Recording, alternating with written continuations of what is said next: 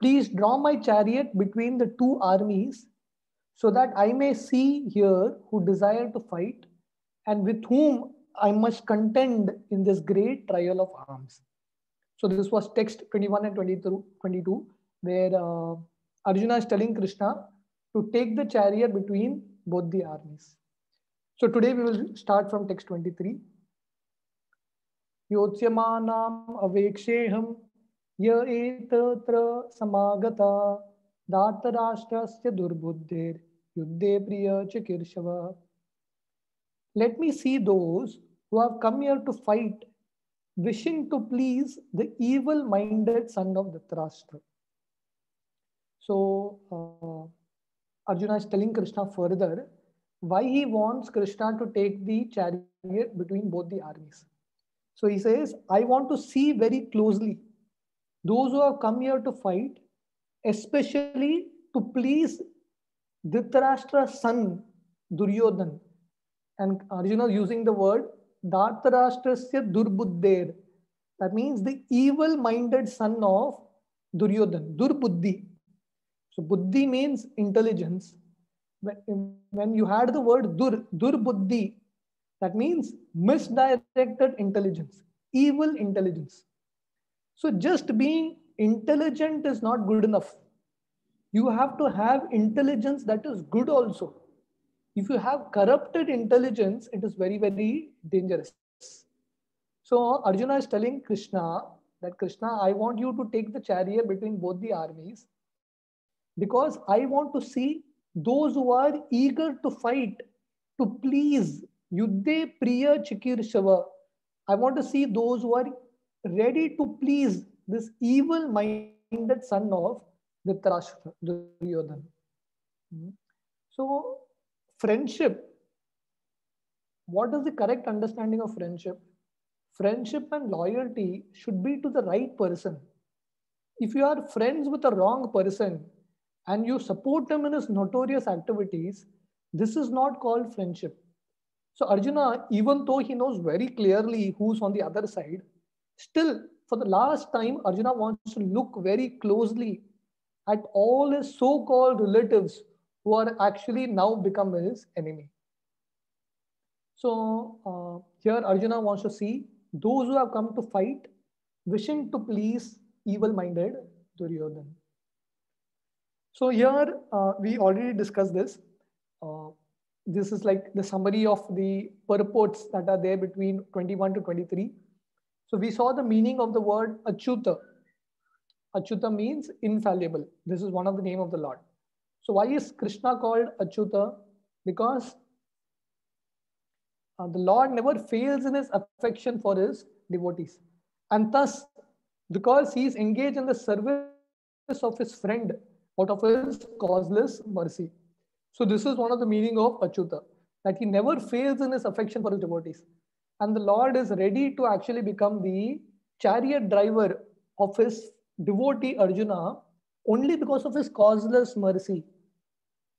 So, and the Lord, he does not hesitate to carry out the order of Arjuna as a charioteer, as a chariot driver.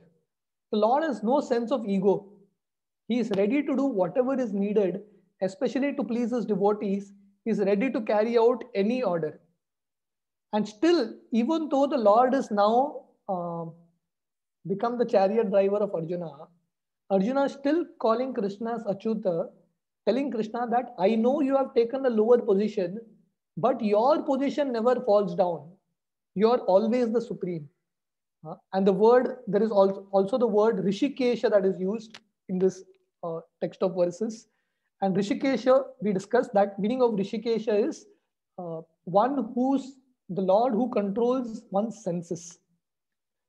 So even though now we'll see from this point on, Arjuna is going to get into certain confusion. He's going to lose his balance. But because Arjuna's friend is Rishikesha, that is why Arjuna has nothing to worry, because Krishna as Rishikesha will very soon help his devotee control his senses. So the relationship between the Lord and his devotee is very sweet and transcendental. Just like a devotee is eager to serve the Lord is also very eager to serve his devotee. This is the eternal competition that is going on. The devotee wants to serve the Lord, and the Lord wants to serve the devotee. Hmm? So this is the beauty of this competition. Just like this month is the Kartik month. This Kartik month is exactly the same relationship between the Lord and the devotee is shown. Yashoda, the mother of Krishna, is a devotee of the Lord. So Yashoda is eager to please the Lord, and the Lord is eager to please Yashoda. So in this Damodar Leela, who is the winner? Is the Lord the winner or the devotee the winner?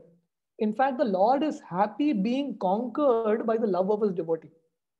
Yashoda binds Krishna to that rope, to that ukal, with that rope, because Yashoda has love for Krishna, and Krishna is much more happier to be bound by his devotee, to take an inferior position to his devotee. Although he is always superior, but he is always eager to take an inferior position to his devotee. And here we can see in this picture, Krishna has actually become the chariot driver of Arjuna. Arjuna is the boss in this chariot, and Krishna is ready to become the servant. So this is the beauty of the relation with the Lord and his devotee. So why does Arjuna ask Krishna to take the chariot between both the armies? Because Arjuna was forced to fight against his wish. Arjuna knew this, even though he didn't want to fight. This was the obstinacy of Duryodhana. Duryodhana was so obstinate. In Hindi, you call it ziddi. So you have children, who are so obstinate. Once they want something, they want it. Why they want it, they don't know. Right? A child doesn't work on logic. The child just works on feelings. Right now he wants this, just whimsical, no connection at all. Right now he wants this, the next moment he doesn't want it, he wants something else. So Duryodhan is as childish, as children, and he is wanting the kingdom even though so many people are going to be killed. Can you imagine how much selfishness can affect not only our life, can destroy not only our life, but the lives of so many people? Because of the obstinacy and selfishness of Duryodhan, not only he destroyed himself, he destroyed his entire family. All his brothers died. He left his father and mother, elderly father and mother, without any children. And he killed so many people, innocent people. All this because of the obstinacy and the selfishness of one person. So we need to be very careful to guard ourselves against selfishness. Just a few days back was Govardhan Puja. On Sunday, we are celebrating Govardhan Puja in our ashram in Sharao. So what is Govardhan Leela? Govardhan Leela is exactly this, that when Indra became so selfish, even though Indra is a devotee of the Lord, but when that selfishness entered in his mind, and when that pride entered in his mind, he was ready to kill even Krishna and all the Vrajavasis and all the cows. He didn't even care. So when someone becomes selfish, the only person you can think of is you. You can't think about the sufferings and the feelings of others.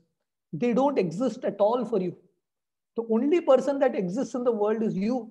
And you think that the entire world is made to satisfy your desire. So that is why Arjuna now wants to see. Arjuna is anxious to see the leading men who are desiring to fight to please the evil-minded Duryodhana. So Arjuna is thinking, how can anyone be on the side of this fellow? Knowing that he is so evil and cruel, how can someone be there? So Srila Prabhupada explains in the purport, this saying we have always heard, birds of the same feather flock together. So Arjuna wants to know who are the birds that are flocking with this dark, cruel bird of Duryodhan. That is what Arjuna wants to see. So it's also very important what company we keep. If we keep wrong company, very soon we will also go down the track. We will lose our spiritual life, and we will completely destroy our life if we keep the wrong company. So company is something that is very important. That is why the scriptures say, the essence of all scriptures, sadhu sanga sarva shastra kahe, lava matra sadhu sanga sarva siddhi hoy. So all the scriptures explain that one thing, one of the most important thing is sadhu sanga. Birds of the same feather flock together. So it is important that we remain in the company of devotees. If this one thing we can be fixed to, and we can give up the company of non-devotees, we will very soon achieve our destination. So Arjuna wants to see those who are hell-bent on fighting. And also, the reason that Arjuna wants Krishna to take the chariot between both the armies is Arjuna wants to estimate the strength of the opposite side. So as we explained, even in Duryodhan's mindset, so it's very important before you fight a war that you assess your opponent very well. You clearly know whom you're fighting with. The more prepared you are, just like an exam, the more prepared you are, on the day of exam, you'll be less stressed out. So preparation is something that's very important. So if you plan everything well, you are perfect. So there's a saying, if you fail to plan, then you plan to fail. Right? So planning is something that's very important. So Arjuna wants Krishna to take the chariot between both the armies so that Arjuna can see very clearly who have come to fight from the side of Duryodhan, and he can be mentally prepared to fight with his opponents. So at this point, Srila Prabhupada explains in the purport that Arjuna had no intention of making peace at this point, because Arjuna knew that the peace treaties was a failure. So Arjuna was ready to fight, but at this point, he wants to see who are the people on the other side. But very soon now, Arjuna's mood is going to change. Certain different emotions are going to churn in the heart of Arjuna. So this we will see. Text 24. Sanjaya Uvacha Eva Mukto Rishikesho Gudakeshena Bharata Senayoru Bayor Madhye Stapayitva Ratottamam. Sanjay said, O descendant of Bharata, having thus been addressed by Arjuna, Lord Krishna drew up the fine chariot in the midst of the armies of both parties. So Arjuna tells Krishna, my dear Krishna, my dear Achyuta, please take the chariot between both the armies. Even though you are my worshipable Lord, now you are my servant, you are my chariot driver. So I instruct you, my first instruction to you is take the chariot between both the armies. And then Sanjay explains in this verse that having been addressed in this way by Arjuna, having received the first instruction from his devotee, Krishna, who is called Rishikesha, takes the chariot between both the armies. So something very interesting here, that Krishna is called Rishikesha and Arjuna is called Gudakesha. So Srila Prabhupada explains here, Lord Krishna draws the chariot in the midst of both the armies. So why is Arjuna called Gudakesha? Gudaka means sleep. So sleep has two meanings. One is the actual sleep that we go through in night when we actually sleep. Sleep also means ignorance. Slumber also means ignorance. So in one sense, everyone in this world is sleeping, because everyone in this world is ignorant to the reality. What is sleep? Let us analyze sleep for some time. What is sleep? When we sleep for a few hours, we forget who we are actually in the wakeful state. That is the meaning of sleep. You are put in ignorance, tamagun, and you forget your actual existence. Right? You forget who you are and you go in a different world, an imaginary world. This is called ignorance or sleep. So this material world also, the life that we are undergoing now, is also a kind of sleep, because we are asleep to the reality that we are Atma. We are thinking that we are this body and mind. Just like when you go to sleep, we think that we are the body in the dream. We have a dream body and we imagine that we are a king or whatever it is. We get into our own world and we forget our actual reality as this body. Similarly, this world also, this life of us also is actually a kind of sleep, because we have forgotten that we are spirit soul, and we are thinking, imagining that we are this body and mind. That is why the scriptures tell us that we need to get up from this sleep. Jagrati, Jagrata, Uttishta.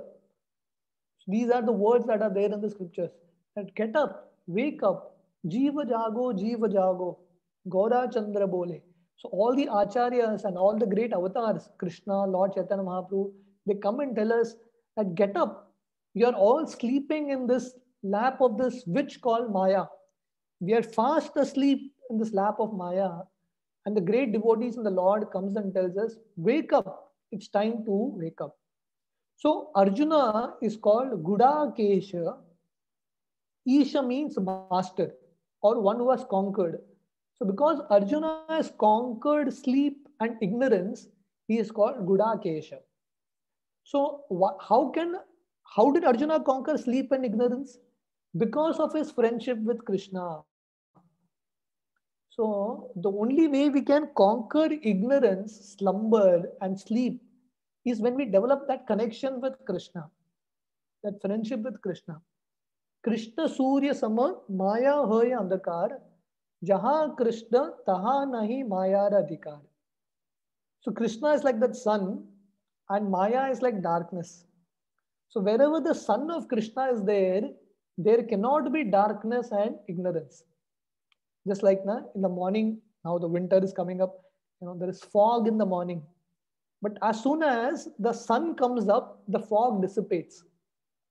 So when there is fog, many times, especially in Delhi, when there's intense fog, you actually can't see anything in front of you. You can't even see your hand if the fog is very thick. But if the sun comes up very intensely, the sun can dissipate the fog. Similarly, because of this fog of ignorance, we can't see the reality. But when the sun of Krishna shines in our life, then this fog, this ignorance disappears. So Arjuna is called Gudakesha because he actually conquered sleep and he conquered ignorance. So something very interesting is that there's a very interesting story in the life of Arjuna, how Arjuna conquered sleep. So when Arjuna was in the Gurukul, in the day Dronacharya would teach them archery. I mean, we all know that Arjuna became one of the best students of Drona. It didn't happen just like that.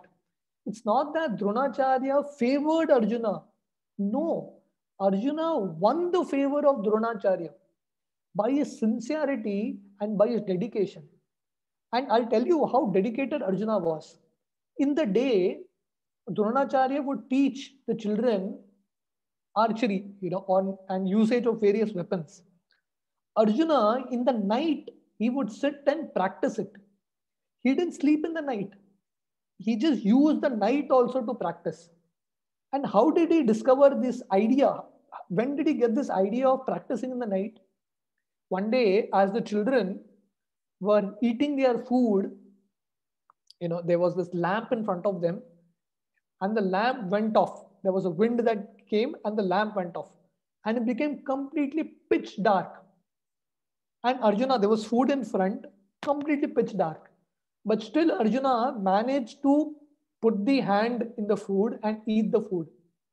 So at once Arjuna had an idea because he was sincere. So when someone is sincere, ideas come. Krishna gives that, that desire to advance further in spiritual life. Tesham satata yuktana bhajatam priti purvakam dadami buddhi yogam tam yena mam upayantite. So Krishna tells in the 10th chapter of the Gita that anyone who does sincere bhakti to me, tesham satata yuktana, one who's constantly in my devotion, bhajatam priti purvakam, and he worships me with a lot of love, a lot of sincerity, I give him the intelligence so that he can advance further. So Arjuna was so sincere when this episode happened to him, when he could actually eat the food in the night, even though it was absolutely dark. Arjuna, a thought occurred to him that if I can eat in the night, I can also practice archery in the night. From that day on, Arjuna never slept in the night. Entire day he would learn from Dronacharya, very attentive, because he didn't want to miss any instruction of Dronacharya. And in the night he would practice it, and next day he would be ready for a next instruction. Can you imagine? This is how a student should be. So if someone wants to become very successful in life, in studies also, Arjuna can teach a lot. How in the day he would be very attentive to catch every instruction of Dronacharya, and in the night only he would sit and practice it, perfect it, and ready for the next instruction the next day. This is how Arjuna conquered sleep. So a devotee, he is always beyond the sleep and waking condition. Srila Prabhupada, just yesterday was the disappearance day of Srila Prabhupada. So Srila Prabhupada, the founder of ISKCON, at the age of 70, Prabhupada practically conquered sleep. A 70-year-old person, when his body fails, he requires a lot of attention to his body. The body needs time to recuperate, it needs a lot of rest. But Prabhupada was completely on a different plane. Because he was always remembering Krishna, he could actually conquer sleep. If you study the life of Prabhupada, the day, how Prabhupada would spend his day. Entire day, Prabhupada would get up early in the morning. Entire day, he would keep preaching Krishna consciousness, go for his morning walks, give lectures, write books. And then evening again, there would be a class. In the afternoon, half an hour, he would take a nap. Again, in the evening class, talk to people. And then Prabhupada would sleep at 10 o'clock in the night, get up at 1 o'clock. Because Prabhupada hardly got sleep in the night. He would get up at 1 o'clock. And from 1 o'clock, he would start writing his books. All the books that we are reading now, the Bhagavad Gita that we are reading from, the Bhagavatam that we read from, Prabhupada wrote all these books in the night, in the middle of the night. So Prabhupada lost his sleep. And Prabhupada said, it's good. It's Krishna's mercy on me. Because Krishna wants me to sleep less.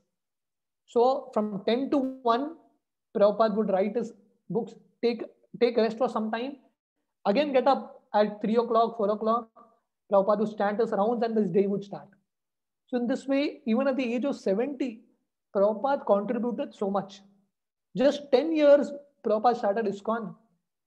Till the point when he started ISKCON and he left this world, it was just 10 years.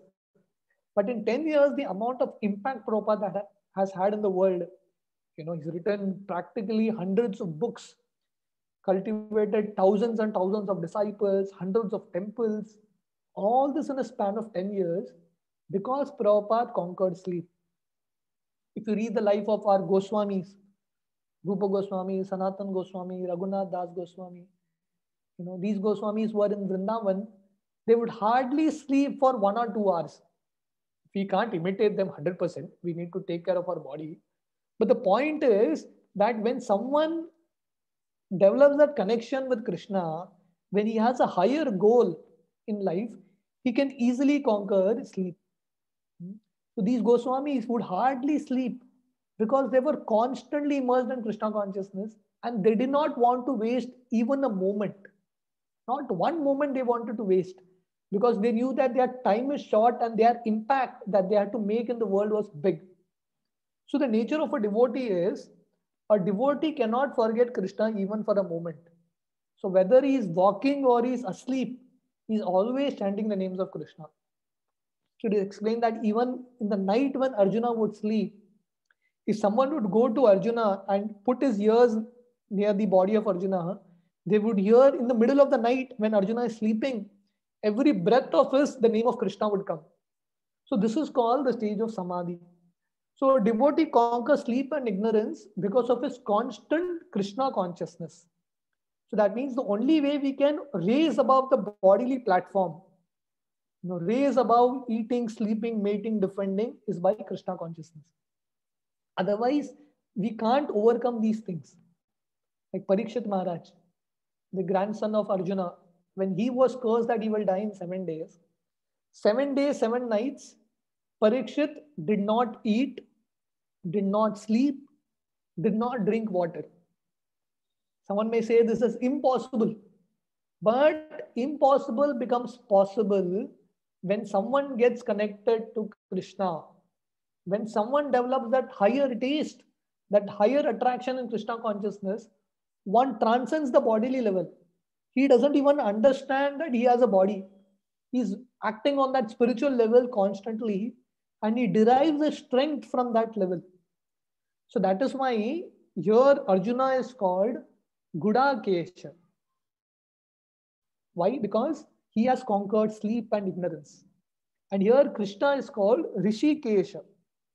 Rishikesha means he is the director of the mind and senses. Therefore, he could understand Arjuna's purpose in placing the chariot in the midst of the armies, his hesitation to fight.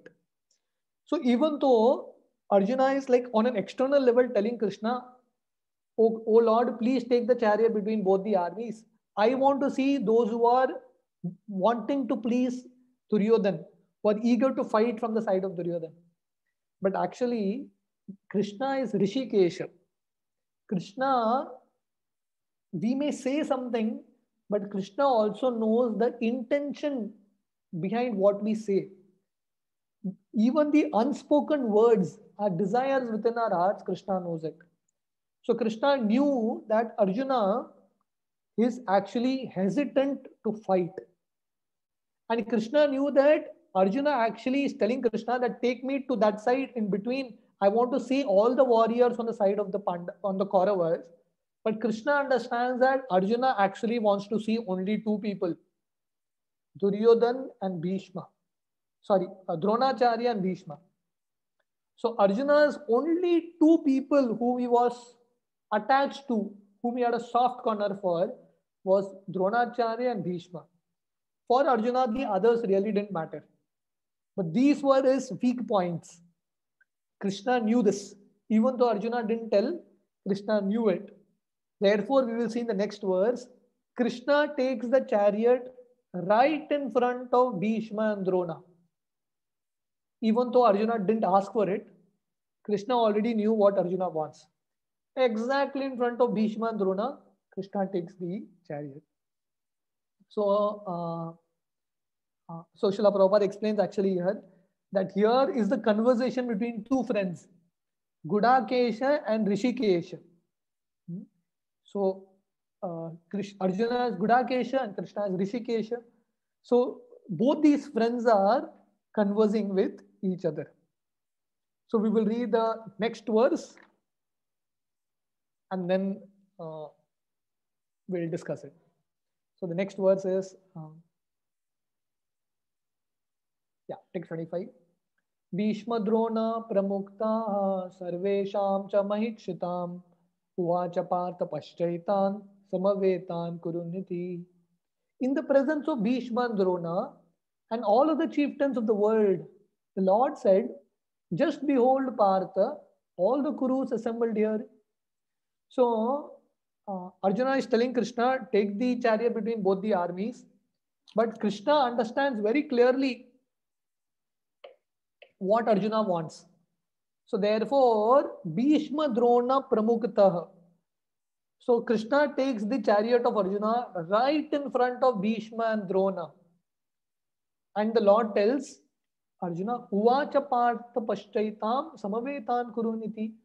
Oh Arjuna, just see the Kurus assembled here. In this way, Krishna addresses. So, the most important word in this verse is Bhishma Drona Pramuktaha. So, Krishna, understanding the heart of Arjuna, takes the chariot between these two people, Bhishma and Drona. So, these were the softest corner, the weak points of Arjuna. So, all of us in life, we all have our weak points. Correct? And many times these weak points are what comes between us and Krishna. Arjuna wanted to serve Krishna, wanted to please Krishna, wanted to fight, carrying out the instructions of Krishna, but there were two people who were obstacles for him in this mission. These were his two most important attachments. His attachment to Bhishma and his attachment to Drona. So Bhishma represents family attachments. In India, this is like very common, family attachments, right? Uh, what will your family say? I know one of the biggest problems in India, especially, is when people take up to Krishna consciousness, especially youngsters, there's a lot of opposition from family. Somehow the family is, everyone wants their children to be good, but no one wants their children to be devotees, because they, every, I don't know, somehow every father mother feels that, you know, every child should have religion to some extent, but no one should get into it fully. जिंदगी जीना चाहिए, मजा करना चाहिए, और थोड़ा बहुत religion ठीक है, हरे कृष्णा बहुत ज्यादा घुसो मत, don't get into it too much. So this is what stops many children from taking up, because they feel that, Arey, my parents are not happy with it, my parents are not happy with it, or my family doesn't support it. So you will see that many people, who take up to Krishna consciousness, as I told you, youngsters, and many times, when they make diet shifts, when youngsters decide that, no, I'm going to eat a vegetarian diet offered to Krishna, family can't accept it, and family will give so many reasons. Arey, what about your protein? If you don't eat fish, if you don't eat this, if you don't eat that, your health will go down. Somehow there is lot of opposition from family. The family doesn't support. So very rarely you'll find where a family completely supports. So this Bhishma represents family attachments. Yes, definitely we need to respect and love our family. It's great. But we need to understand that ultimately the most important thing for us is an attachment to Krishna. Why? Because, I mean, how long this family will last? The scriptures explain that just like two logs of wood come together in an ocean, two waves bring these logs of wood and they're taken away. So life is like that. Few people come together, father, mother, children, but then life separates. Everyone gets separated, isn't it? I remember, I had my best friends in my younger school days. I really don't know where they are now, not so much connected. I had my very good school friends, higher secondary friends, college friends, but then everyone has parted ways because everyone gets into their family, everyone gets busy. So I thought those friendships of my school, college days will last forever, but they are not there. Everyone passes off. Right? Everyone gets into their own world. My cousins, whom we were very close to, now everyone is in their own life. So yes, definitely we need to support our family, but then we need to understand that it cannot be at the cost of our Krishna consciousness. Because ultimately, our eternal father, eternal mother is Radha Krishna. That's what that they are the people we are actually supposed to serve, and we are supposed to inspire our family in serving them. That is why you'll find that in the Bhagavatam is a story of Prahlad Maharaj. Prahlad Maharaj, his father Hiranyakashipu was a demon.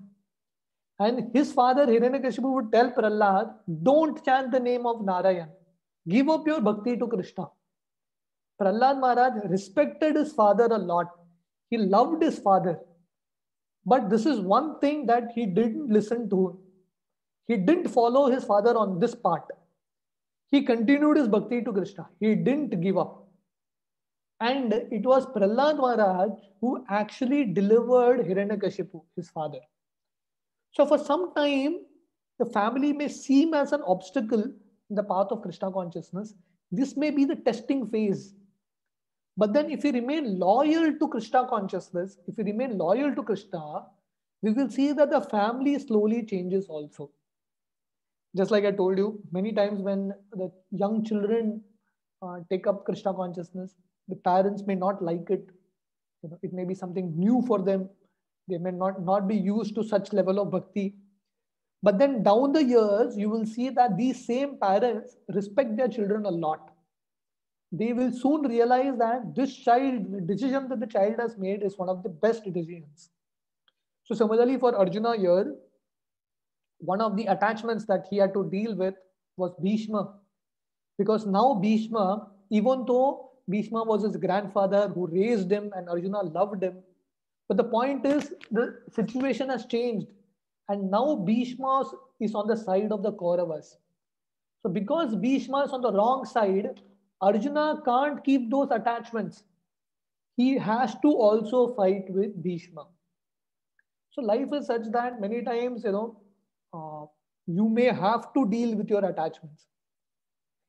So as I told you, we all have these weak links. We all have our weak points. And many times these are these weak points that come between us and Krishna. And we need to make that choice. Just like for Arjuna here, there was a choice. Either Bhishma, serve Bhishma, or please Krishna. There was a choice.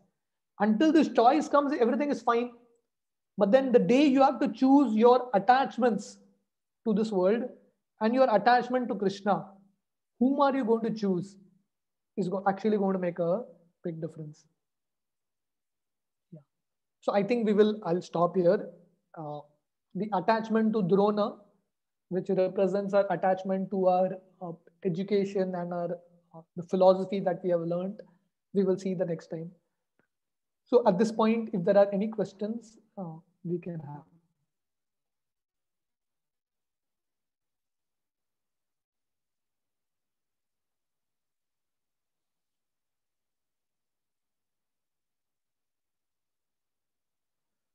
Yeah. So there is one question by Raj Menon Pro.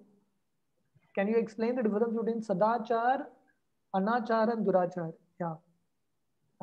Sadachar is good behavior. Yes. Durachar is bad behavior. Yeah. Anachar, I'm not very sure what is the meaning of Anachar. Probably Anachar is also bad behavior only, I think. I'm not very sure about Anachar. Anachar may, Prabhuji, Anachar may be not following the Sadachar. Could be, yeah. It's opposite of Sadachar. Okay. Hare Krishna Prabhuji. Yeah. Today's presentation was very good. I have a personal question to ask you. Yeah. Supposing you have a given time, like, say you have 2 hours with you. In that 2 hours, you have an option of listening to the discourse or chanting.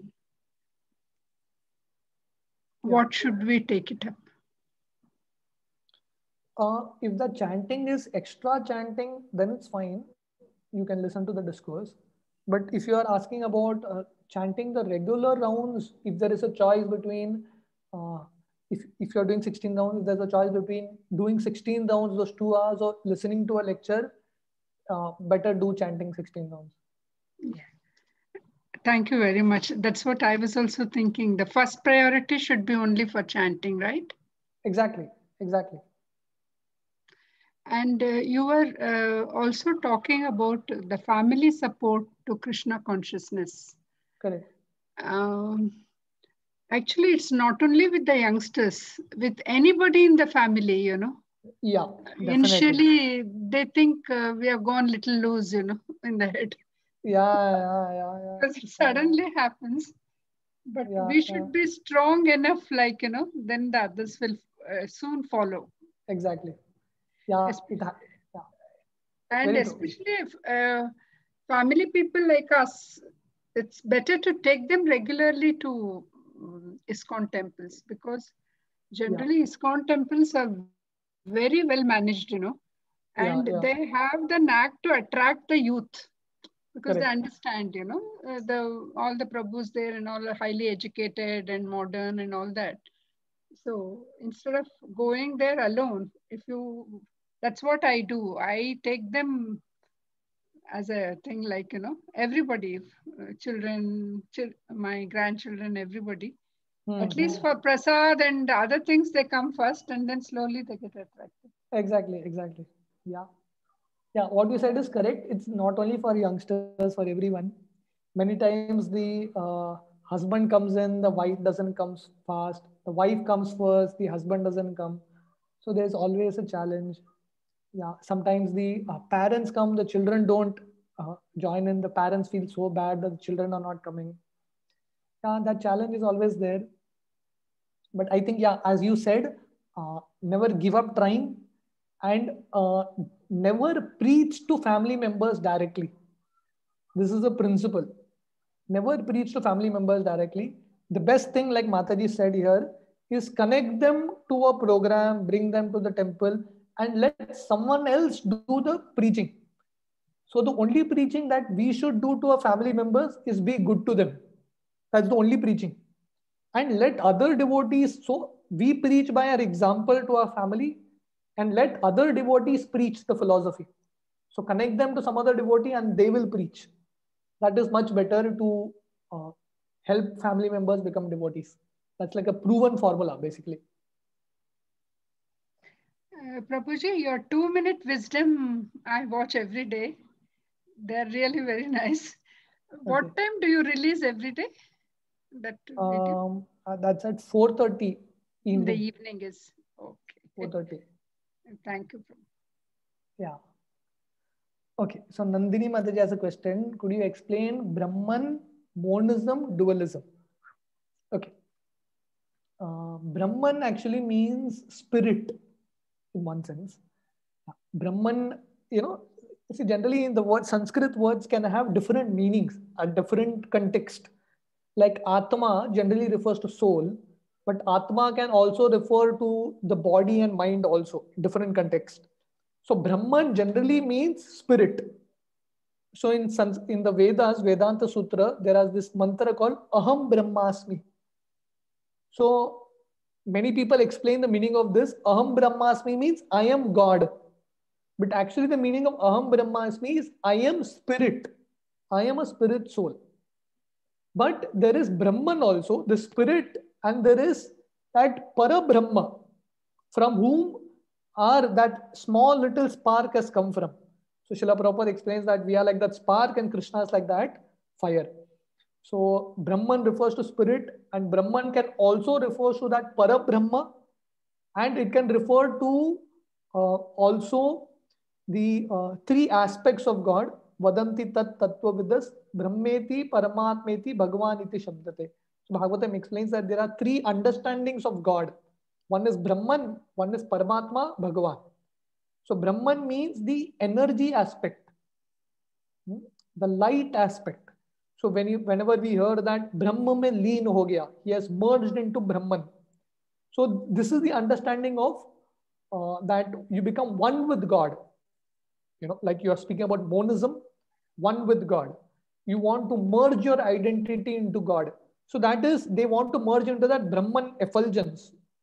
But where does that effulgence come from? So Krishna explains in the Gita, what is that verse? Brahmano hi pratishtaham. So Krishna says that Brahman, that light, is situated on me. So that light is coming from Krishna. So the next aspect, higher aspect than Brahman is to understand Paramatma, who is the Lord in everyone's heart. But then one also understands that higher than Paramatma is Bhagavan, who has a form like us, but not a material form. His form is made of Satchid Ananda, eternal, full of bliss, full of knowledge. So even though all three are aspects of God, Brahman, Paramatma, Bhagavan, but Bhagavan understanding is considered to be the highest. So that is the meaning of Brahman. So monism and dualism. So basically monism means there are this group of people, the Mayavadis, their understanding is aim in life is to become one with God, merge into God. That's called monism. But dualism means where you maintain your identity separately. That even when we go to the spiritual world, we maintain our identity, but then in that identity, we serve God. So higher than monism is actually dualism, where you keep that identity separate. And in that separate identity, you serve God. So you are one with God in the sense that you are one with the purpose of God. You don't have any desire separate than fulfilling the desire of God. You are one in that sense, but the soul doesn't lose its individuality. The individuality eternally remains. So this is the difference. Like you go to Madhvacharya, you'll find Madhvacharya with his 2 finger. Shankaracharya is with 1 finger. That means everything is one. But Madhvacharya is with 2 finger. That no, a living entity can never become God. A living entity is always separate, but he is eternally a servant of God. Yeah. Yeah. So monism, yes, is Adi Shankaracharya's philosophy, Advaita philosophy, correct. And Madhvacharya's philosophy is called Dvaita philosophy. Yeah. Any other question? Otherwise, we can end for today.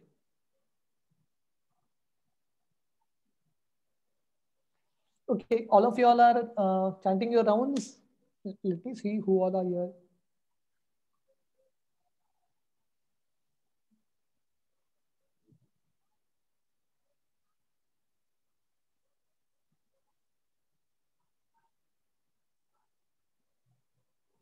Okay. So all of you all are chanting. I do 2 rounds. Okay, Sharmila Mataji. Okay. What about the others? Aruna Mataji, you are chanting. Geeta Jai Prasad Mataji. Shraddha Shetty. All of you all, hopefully you all are doing your rounds.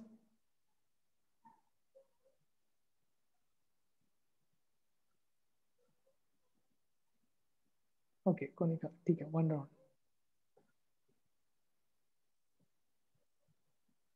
Great, great. 5 rounds a day. Wonderful, wonderful. Wonderful. Okay. For those of you all who are in Goa, coming Sunday, we are doing our Govardhan Puja in our ashram in Chodan, Sharao. It's a beautiful island. If you all have not visited, you all should definitely come. And we also have a beautiful altar that we have made. Wonderful, nice altar that's come from Ujjain. So we are going to inaugurate that altar also. So if you all can come this Sunday, it'll be very, very nice. I'm sure you all will like this place once you all come here. So for those who are there in Goa, you all please try to come. The others, we will try to do live streaming so that you all can see wherever you all are.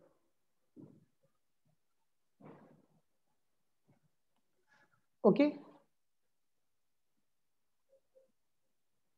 Thank you. Hare Krishna.